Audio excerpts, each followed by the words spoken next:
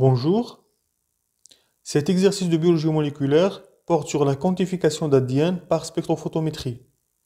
Voici le texte de l'exercice. L'absorbance d'une solution de 0,5 mmol d'adénosine monophosphate, AMP, est de 0,77 à 260 nanomètres. 1. Calculer le coefficient d'extinction molaire epsilon de l'adénine à cette longueur d'onde. 2. Calculer l'absorbance d'une solution d'adénine à 10 microgrammes ml dans les mêmes conditions. Nous avons plusieurs données qu'on va utiliser pour résoudre cet exercice. La longueur L de la cuve de spectrophotomètre, 0,1 cm, et les poids moléculaires du carbone, de l'azote et de l'hydrogène. Première question. Calculer le coefficient d'extinction molaire epsilon de l'adénine à cette longueur d'onde. Dans cet exercice, on nous parle d'une solution de AMP, adénosine monophosphate. Mais on nous demande de calculer le coefficient d'extinction molaire epsilon de l'adénine. En fait, epsilon de l'adénine égale à epsilon de l'AMP. Car dans l'AMP, c'est uniquement la base azotée, donc l'adénine, qui absorbe la lumière dans l'UV, en l'occurrence à 260 nanomètres. Pour calculer le coefficient d'extinction molaire epsilon de l'adénine, on va appliquer la loi d'Aubert-Lambert.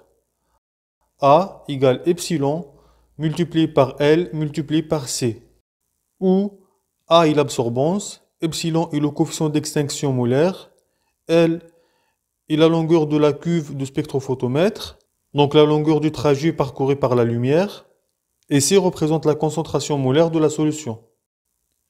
Epsilon égale donc A divisé par, on ouvre les parenthèses, L multiplié par C. Et on a epsilon égale 0,77, l'absorbance, divisé par, donc on ouvre les parenthèses, 0,1, la longueur de la cuve, multiplié par 0,5 fois 10 puissance moins 3. Donc ici, on a converti la concentration du millimolaire en molaire. Et on a à la fin epsilon égale 1,54 fois 10 puissance 4. Deuxième question.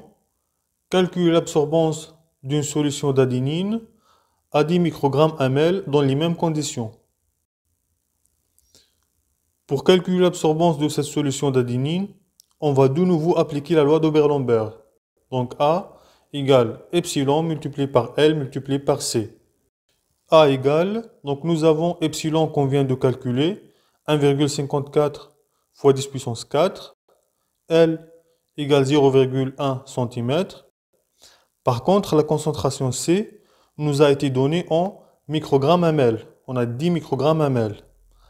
Afin de pouvoir appliquer la concentration dans la loi d'Aubert-Lambert, il faut d'abord la convertir d'une concentration massique, microgrammes ml, à une concentration molaire, mol par litre. Et pour cela, il nous faut dans un premier temps calculer le poids moléculaire de l'adénine dont la formule chimique est C5N5H5. Donc, pour calculer son poids moléculaire, on multiplie le poids moléculaire du carbone par 5, donc 12 multiplié par 5, plus le poids moléculaire de l'azote par 5, donc 14 multiplié par 5, et le poids moléculaire de l'hydrogène multiplié par 5, donc 1 multiplié par 5. Et on obtient le poids moléculaire de l'adénine égal à 135 grammes par mol.